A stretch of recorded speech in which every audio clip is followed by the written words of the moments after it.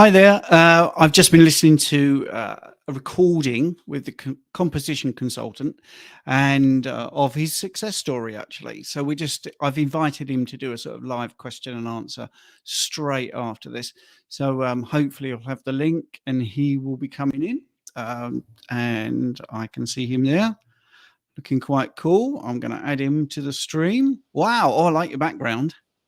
Oh, yeah. All updated. Yes. So did you enjoy watching yourself back there on that interview?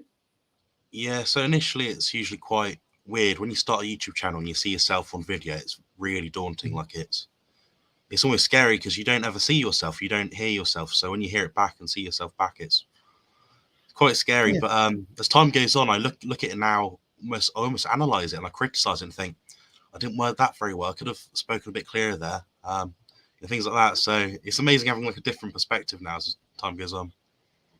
Yeah, I mean, I would say, strangely enough, having just looked at you for half an hour, you look pretty good in this shot here, like you've lost a bit of weight or something. Have you lost a bit of weight since that interview? I've lost about half a kilo. All right, okay, so a couple of pounds. Yeah, camera quality as well. So I've upgraded to a 1080p camera, and the background obviously I think is a bit slimming. Maybe I don't know. Well, I mean, I was watching the interview, and at that point, I didn't have the upgrade of Zoom, so I was really pushed for time. So I couldn't ask you a few questions. Would you mind if I just went into a couple of bits that you mentioned and expand on them a little bit? Would you mind doing that? Yeah, of course, go for it. Okay, so you mentioned that you have artificial sweeteners, and you think a few people might be annoyed about that. So, what did you mean by that? There's not much. Quite a few years. Coca-Cola came out with Diet Coke, and they sort of said evidence to suggest it causes cancer or spikes insulin. There's some evidence now which suggests that some of these things may or can happen. And obviously, when we talk about sweeteners, we've got to identify: is it stevia from a plant? Is it an alcohol, sugar alcohol? Is it an artificial sweetener like sucralose, aspartame? Yeah. So there's different ways you can define a sweetener. And the ones that I tend to use are the ones with sucralose in. I don't seem to have any issues with them, as in I might not use them for a while, then I'll have them and I don't notice a difference. So I don't have any issues with blood glucose. It might be that I'm causing long-term damage. My gut microbiome will be slowly but surely demolished. But until that point, I'm kind of reluctant to really give them up. And as I do quite like them. I mean, do you feel like you want to give them up? But I know you just said you like them. Do you feel like that is like a long-term goal, or are you not that convinced by the science? I mean, I'm convinced that any time we eat something or do something that isn't ancestrally appropriate, it won't always promote or allow perfect health. So it's kind of in the back of my mind, and I'm thinking it could be good to be in a spot where I can completely omit it from my diet and therefore not have to sort of find ways to get it in. It sounds like I'm an addict sort of thing. I'm trying to justify having it, but it's not that. Like, I don't recommend people have them. It's not like I'm trying to say, they're good when they're not, Yeah, I mean that's the thing. I'm not a fan because on my in my practice for obesity and diabetes, it just kicks people into sort of sugar cravings. So I try to get them out of it as much as possible. You do get a cephalic response. I mean, I think partly people that are addicted to sugar, I would say, it seems like common sense to me that they would get the cephalic response. And just for people that don't know what that is, your brain literally is expecting sweet. So it prepares your body physiologically for sweet. So you might get a little bump in insulin, even though actually you haven't ingested it. So and there's a lot more nuance to that. I mean, I was talking about stevia the other day to somebody, and they said, well, it's natural. I said, well, actually, it's not in its natural state. It's really refined, and if you was to eat that leaf, your gut microbiome would eat. Well, firstly, it's very sweet if you eat the actual leaf. Sorry, it's very bitter if you eat the actual leaf. But when it's refined, your gut microbiome isn't going to get a chance to get onto it because it's so powdery and processed and 1,000 times sweeter than if you just had the leaf. So there's a lot more to it. I'm not going to get into preachy mode because I want to follow up on your questions there. But I think you're one of those people that is having the artificial sweeteners with an awareness that there could be issues. And I think that's the thing I just want to get across, that, yeah, there are issues for some people. There is a possibility. The biggest thing that I really wanted to talk about, and we just definitely didn't have time, was you talked about your genetics. And you said about omega-3 was possibly better for you than other things because of your ancestral sort of line, really. I just wondered if you wanted to just expand on that, because I find that really interesting. Yeah, so this is something I actually looked into quite a few years ago, maybe, well, I say about 3 or 4 years ago, 2018, I believe it was. And I believe it was my brother that got me like a ancestry DNA, kind of test, like a kit for my birthday. So I looked into it and looked at my heritage, without any surprise, Northern European, particularly the Scandinavian sort of countries. That's quite a prominent geographical location of my ancestors, basically. We know that their diet was, a lot of dairy, some fish, a bit of meat, They didn't have diets where they were just eating meat. That's quite an apparent thing in their sort of, you look back at the archives sort of thing. What I then did was I looked at my genes from that test, or it might have been another test, and they said, you have certain alleles, which are the bottom of the DNA strand, basically the holding point for information, what subtype you are. And they say, you may be predisposed to need more omega-3 or more choline or more, these different things. I thought, it's interesting. So coming from a hyper analytical background, I added and took away these things from my diet. I noticed when I added them, I had an improvement. So it seems to be very, I think because of my mass, my body tends to react quickly to things, as in my metabolism is fast, so I get quick changes. That is in like the mood, digestion, my weight, everything goes up and down quite quickly. Whenever I change my diet, my body does what I'm throw at it. It reacts. And what it is I increase my omega-3 intake through mackerel. There are, despite a lot of people say, there are some omega-3 oils which are aldehyde free, purified, clear as crystal sort of thing, There are some you do pay more for it, but they can be beneficial. I've had my omega-3 to 6 ratio tested. Harry is of a different, so Harry's partner, those don't know, he's a YouTuber from Australia, I think, and he's more of the thought that the omega-3 to omega-6 ratio isn't as important when you're on an animal-based diet. I do agree with that, but with a slight nuance. So some people like myself that have consumed a bodybuilding diet for a prolonged period of time would have probably consumed a lot of seed oils, which have a lot of inflammatory omega-6. In that format, in the plant format that I was having, that would have caused a lot of inflammation, increased my deuterium levels, loads of different factors. And what I've noticed is when I actually increase my omega-3, my inflammation begins to go down. So your cells are essentially, in a way, I'm trying to think of a clear way to say this. The membranes are comprised of like a fatty acid. So they hold it, they hold fat and different things. And the lining of that, so will it be either omega-3 or omega-6, or so what you put into your body will essentially dictate what your cells pronounce. So I've noticed with myself, when I get my omega-3 closer to the ratio closer to 1:1 in terms of 3 and 6, my inflammation is lower and I generally feel better, and my cognition is significantly better. So that's one example where I do notice a difference. The same thing with riboflavin, which is it's very rich in eggs and liver. As we mentioned in the previous video segment, I'm not much a fan of liver anymore.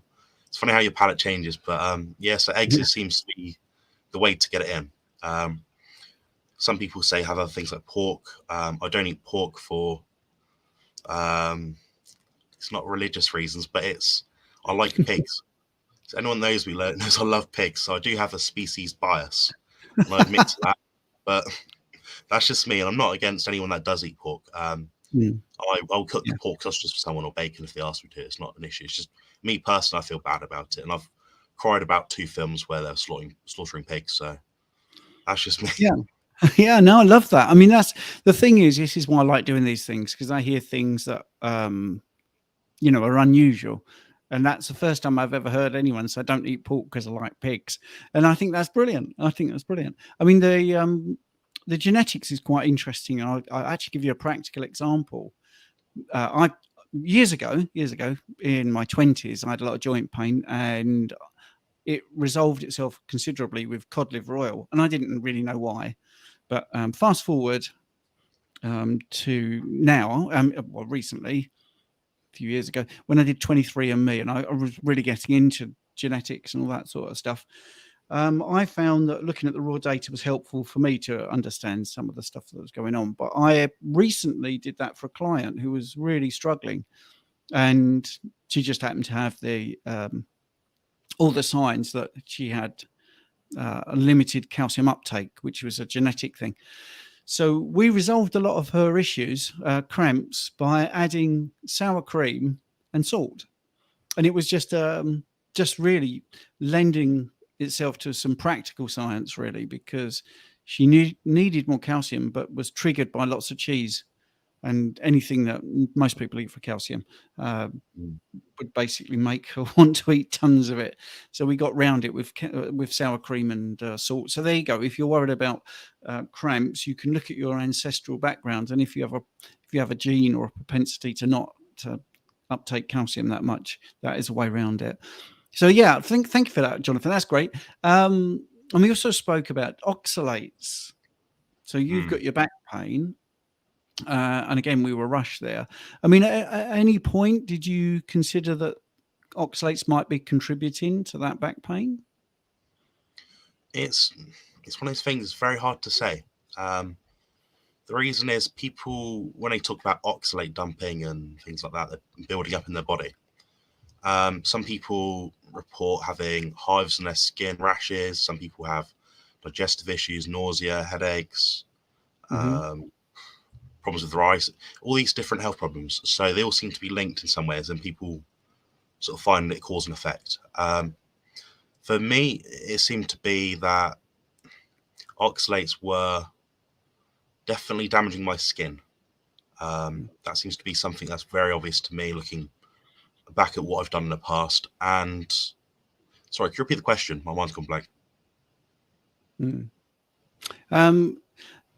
It's just that when I started this, I felt oxalate dumping was over mentioned. I can't, over diagnosed, if you see what I mean. It was like oxalate dumping. That was always the first port of call. But I do think that I mean, it happened to me. That was a thing, and then I have it happen to clients. They actually have, crystals coming out of the soles of their feet, or the most common one is just coming out of the eye. So I'm quite surprised, but I still feel that mainstream medicine doesn't really take it seriously, even though kidney stones are like 80% of kidney stones are oxalate, calcium oxalate, aren't they? So I just thought it was interesting. It came up in the chat, and I had a few questions about that in the week, and I had to explain we don't really have a detoxification pathway for it, and that's why it accumulates, and that's why, because the lack of detox pathway, it comes out of the sort of skin, really. I mean, it's a horrible thing. So yeah, good. Also got one more point in that. Sorry, I don't mean to interrupt, but please do. Yeah. It was about roughly 3 years ago. I was in the hospital for kidney stones. Excruciatingly painful, and I was hunched over at work, and I was being asked to stay in work for longer, and I was like, I'm literally punched over work in a shop with one person working in it. What do I do? So my mum picked me up, took me to the hospital. I seen A&E quite quickly, and they found I had kidney stones, like I just said, and put me some medicine. I started looking up kidneys and that sort of thing, and found it out that oxalate crystals seem to be a problem. Yeah. It seems like at that time, for about a year or so before that, I was consuming loads of salad, loads of vegetables, which are high in oxalates. So it seems very cause and effect there that I had that sort of issue. Bear in mind, like I said earlier about being a bodybuilder and being heavy, you metabolize things faster, so you accumulate things faster as well because you're taking in more. So, it's not ideal. But yeah. No, it's not. Okay, well, I mean, I just wanted to do a little follow up in case there was anyone that wanted to ask any questions. And it seems that we've covered pretty much everything, and the chat is full of stuff about tuna fish. Yeah. Which is a running joke, I think, with Bart and Pim. Mm. So I don't want to exclude people who have not seen that. But yeah, that's brilliant. So Jonathan, I mean, I'd like to sort of do more of these sort of things if you're up for it. But it's live now, so I won't push you on that, because I think we need to really try to promote the UK carnivore sort of community a bit. And I always find it quite frustrating because obviously, I've got a lot of clients in America and Canada and do fair few meetings online. But the UK, we don't really push that there's, great suppliers and great butchers. So we hear about, Butcher Box and LMNT and Carnival Crisps and all that sort of stuff. But there's lots of people in the UK that are doing great things. So I just want to try and, get a bit of a groundswell of people in the UK. Obviously, you're in Bournemouth, aren't you? So Yeah. I'm in Derby. It'd be nice to get a few more UK carnivores involved in some interviews, and I don't know if you want to get a bit more interested in trying to push a bit more to get it out there. Yeah, I know you're asking me live, and you said not to feel pressured into it, but I'll be more than happy to do that. Honestly, Yeah, it'd be great because ultimately, the more people that talk about it, the more people can benefit from it. The more yeah, knowledge you have, the more power we have. So yeah, that's yeah. gonna help. Brilliant. Well, I got you on tape. I've got you on tape now saying it. So right, your signal is a little bit choppy, which is partly the other reason I'm going to go off. And thanks for doing that interview and thanks for doing this live. I really appreciate it, mate. No worries. Is it still bad? That's okay. We're still live, by the way. It's just every so often you freeze, and it's just a little bit difficult. But I was only going to do like a 20-minute thing anyway on YouTube, so that's great. Is that all right, Jonathan? Unless you feel Yeah, I like don't you've mind got staying on if something you need. burning. Yeah, I can hear you now. Okay. Yeah, We're I've still got a lot live, of by the things way. to say, but I'm not sure what to say. Oh, go on then. Go for it. Go for it. Let's hear it. Go on. So we've got Nick Morpeth in the chat. He's a friend Yeah. of mine from up north somewhere. He's very keen on the carnivore diet. He's been doing it for quite a while now. He's been in it for a long time, and he's someone I'm trying to pressurize to get onto YouTube and interview people like you and myself. Mm-hmm. And I actually just spoke to Emily Harveau recently. Oh, yeah. Um, Yes. Well, she's just come on. I think she's on my channel, I think 4 days from now. So yeah. All right. Okay. Do we miss a question? I'm just starting to suffer from soreness in both patella tendons. Stephen, what's your advice? Yeah. You talk for a second, and I will. With the magic of this, I'll get a knee. I've got a knee joint somewhere. Oh, here we go. Here we go. There's a knee. By the way, when you look at full-size models, these are actually taken from actual bones. Okay, so my full skeleton is taken from a real human being. So all these knobbly bits, I know this has had bits added, and I always try to demonstrate what we're talking about. The patella tendon is basically your patella is your kneecap. And the main reason for it, let's just talk about the anatomy for a bit. So when children draw a bone, they draw that sort of shape, the shaft and then the knobbly bits. Well, when your thigh, let's not get too technical. So the biggest bone in your thigh there.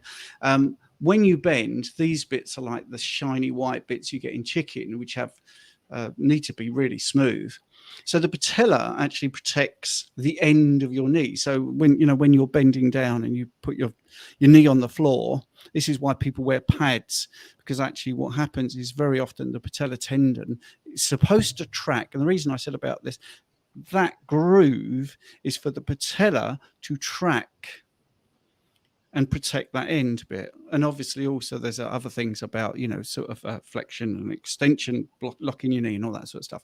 These ligaments here are the things that protect your knee from going sideways. Anyway, yes, if you have soreness, tends to be, the bony bit here, the knobbly bit that you can actually feel at the top of your shin, that is where that tendon. And by the way, there are anatomists that argue that this isn't really a tendon because it's also like a ligament, acts like a ligament because it's a bone to bone, and it also embeds a muscle, which is, obviously incredibly unusual. But anyway, if you have soreness here, then there is some things you can do. One is make sure that you're not kneeling too much. That's an easy one. You might find that what you are doing is when you are driving your car, for instance, you might put your foot in a really bad situation, or a bad position like that, and as you can see, that puts stress on it. So I'm just doing some very practical things. I do think cod liver oil tends to help because any sort of connective tissue does actually get more benefit from fatty acids in the rebuild, because these are constantly being rebuilt. They're very tough. They're not meant to be that flexible. This looks very flexible because it's a rubber model, but actually the idea is to not be too flexible. But the patella tendon is a really strange one. Could be the way you're standing, because like I say about the tracking, could be something happening in your hip, because obviously this bone is coming down from your hip. If you, sorry, the green screen's messing it up a little bit, but if you sort of stand and you just push your hip to one side a lot, you're going to put some stress on here. There's many things it could be. Yeah, it's right there. Yeah, so you're saying it's right there. It could be helped with a few things. Being barefoot more often than not can help the patella tendon, actually, especially, that connective site there. A little bit of palpation, that would be good. That just means rubbing it. It's just a posh word for rubbing it.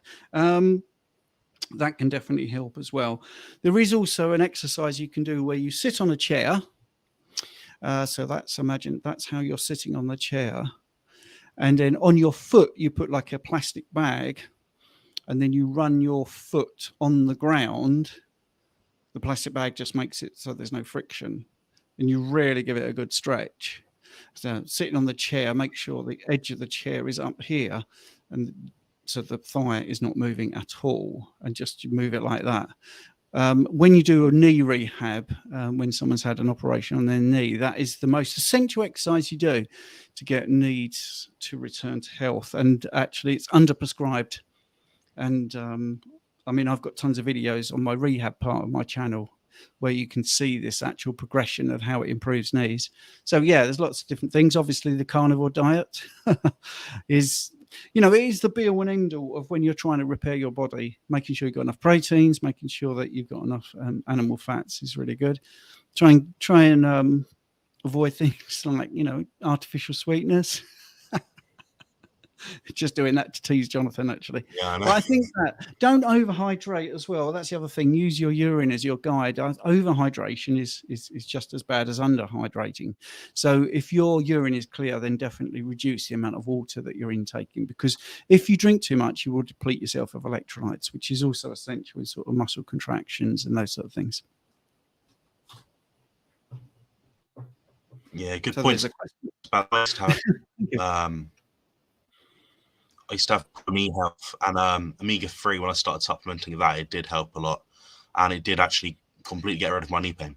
So, what was you supplementing with? I didn't quite catch you. Sorry. Oh, omega-3. Okay. Can you type it in the chat for me? Or for everybody else? Because yeah, sure. I'm finding you a bit choppy, but maybe other people aren't. I don't know. But Nick, that's okay. It's my pleasure. That's what I do. Try to help people. Obviously, it's not medical advice. It's just for information and entertainment purposes. It's not a doctor-patient relationship. But those sort of things are pretty standard, and there's no chance that you're going to injure yourself more.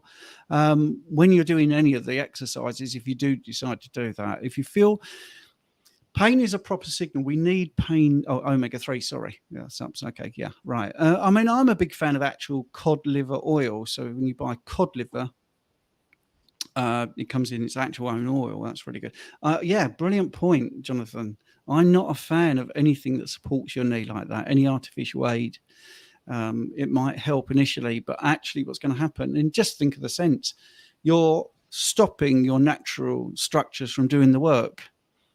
The central nervous system will not respond how you want because you're strapping it up and all those sort of things. Obviously, you know, after a crush injury, some sort of sports injury, it might be helpful to just get you moving a little bit. But in the long run, you don't really want to be wearing straps and those sort of things. You want your ligaments actually to do the job. And the only way to do that is to make sure that they're not being assisted. And then you put a progressive sort of load onto them. And as you do that, they will come back bigger and stronger and repair. So, yeah. Yeah, I think I'm pretty much done, Jonathan. If you've got more you want to say, I'm very happy to hear from you. I don't know what your advice would be, just as we're on this topic about knee health.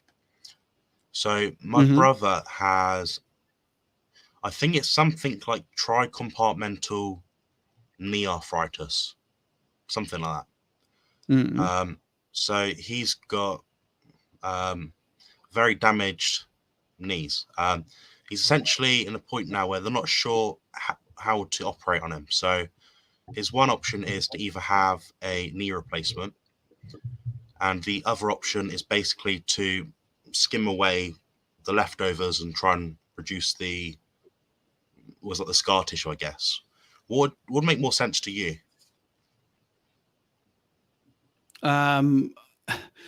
It would be difficult without seeing images, actually, to give you that sort of advice. I'm sorry. I mean, you're honest. Like It's good. Yeah, I mean, like you sent me images of your back so we could have a good look. I mean, that is difficult because it's basically an arthritis that's in, you know, every part of the knee, basically, or the 3 compartments that make up your knee. You know, and they cross over a little bit, so they do bleed into each other. Not you know, not bleed as in blood, but you know, they merge into each other.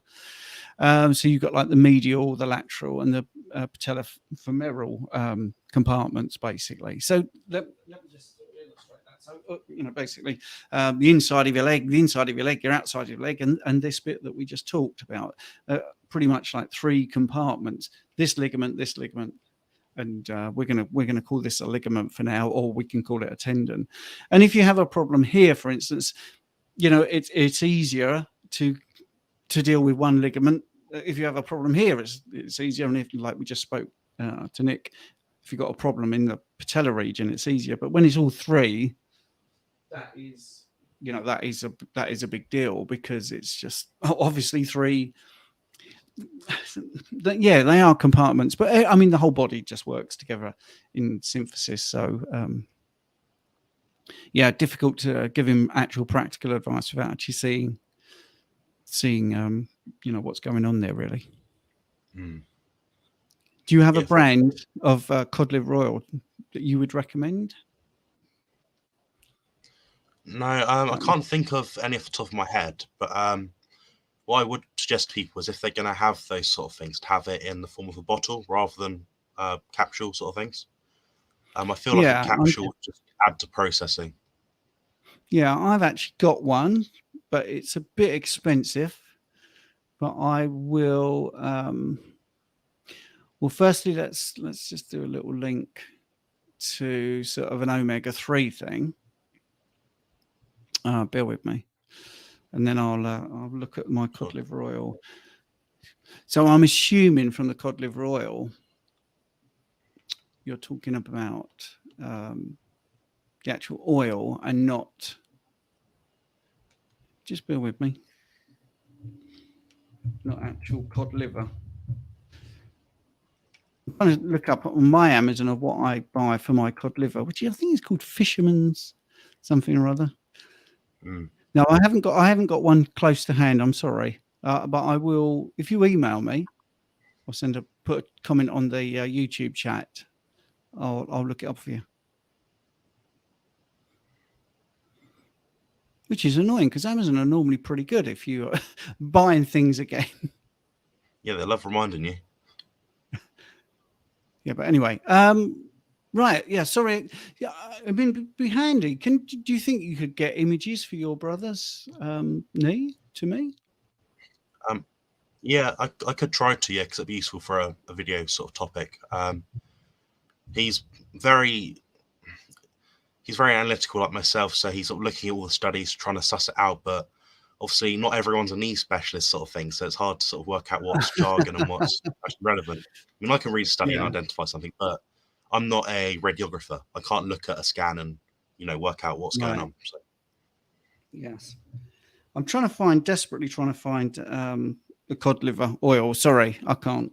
Right, I'm gonna have to wrap it up because I only thought you'd want to be on for half an hour. But if you want to do longer next time, then just give me a heads up and I'll do that. And I want to thank the people that tuned in. It's great. Cheers, mate. Yeah, thank you, everyone. All right. Cheers, Jonathan. Bye. Cheers, Stephen.